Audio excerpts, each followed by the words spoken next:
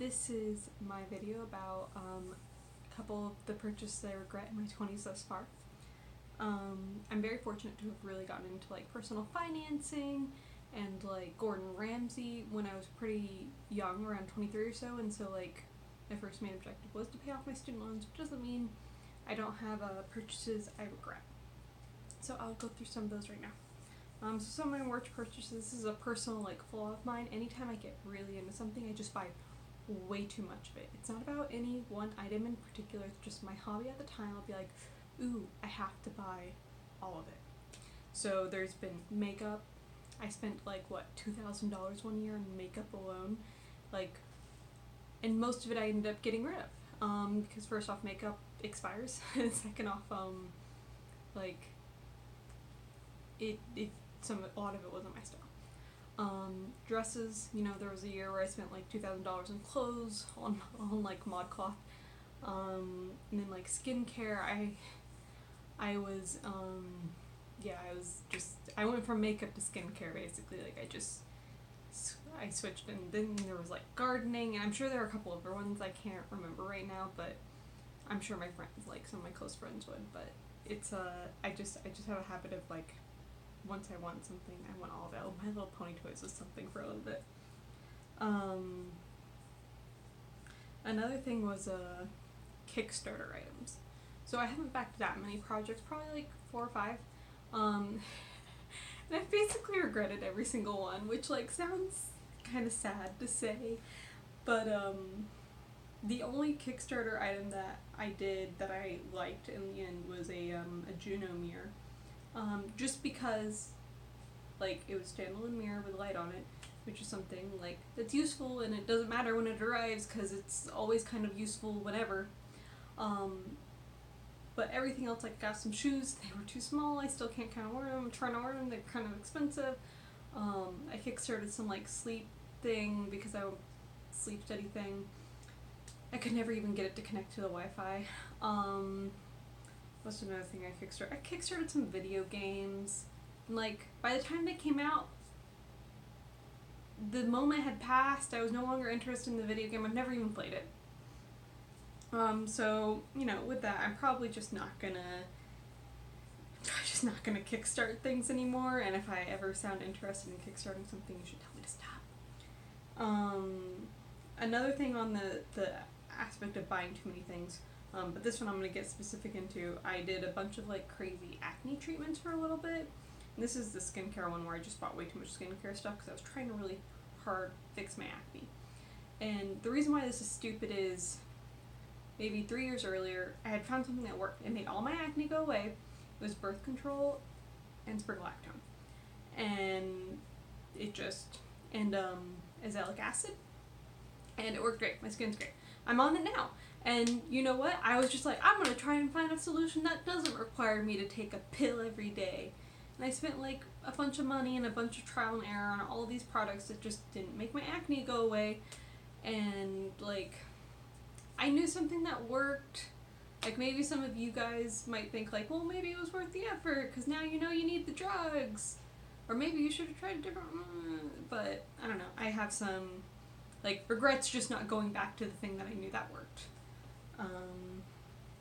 Another thing I am rabidly against now are limited edition or collector edition items of any sort, unless it's like specifically what I want. Like if they have like the limited edition chair and it's in pink and I want a pink chair, I want the pink chair because I want a pink chair, not because I want the pink limited edition chair. I just want a pink chair, not things limited.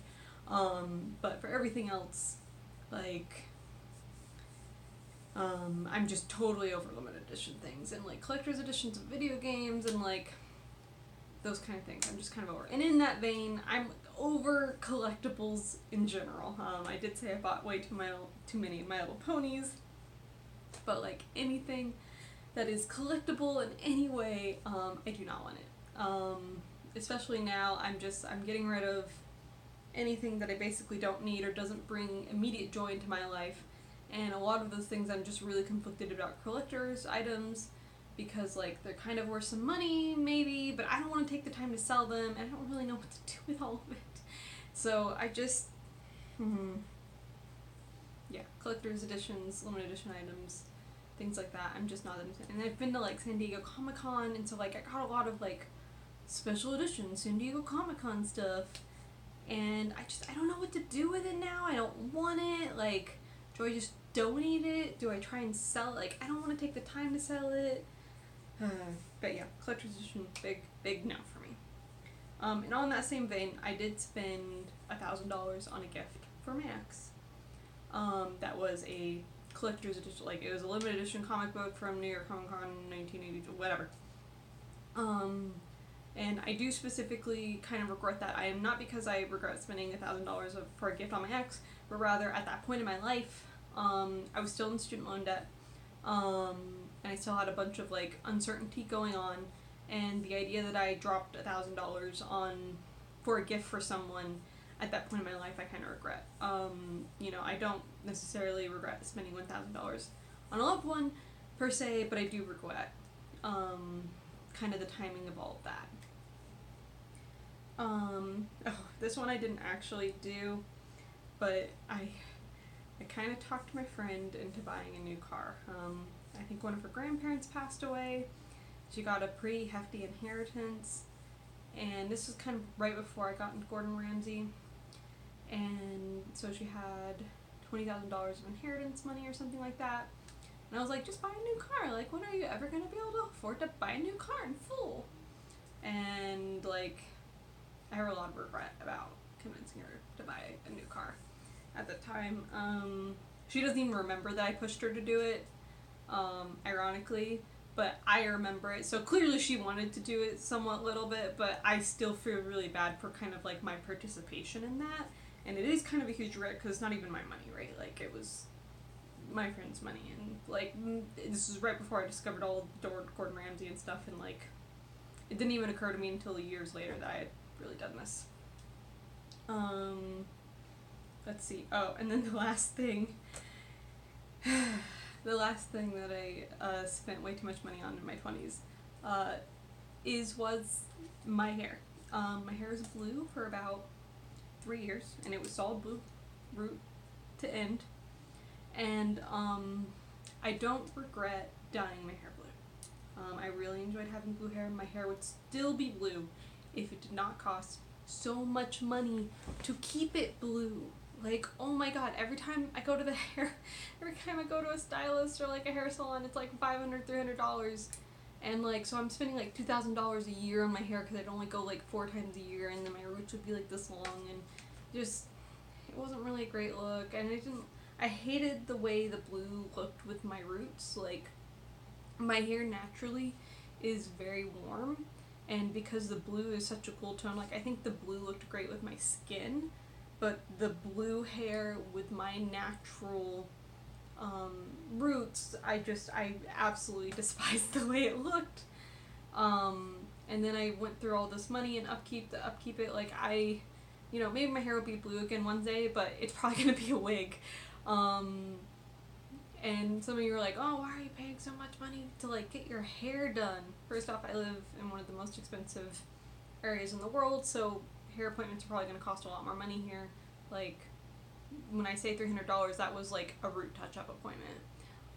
Second off, it was double treatment, and then for a while too, I was also like getting keratin treatments to like keep my hair strong, because all the bleach does really damage your hair a lot. And then just a couple months ago, I ended up spending $700 on my hair to get it color corrected to the color that it is now, so it doesn't look so crazy. But yeah, so I do regret all the money I spent on my hair. I don't regret having blue hair. Like, it's kind of like, so I might be sitting here like, well, what's the better solution? Should I have done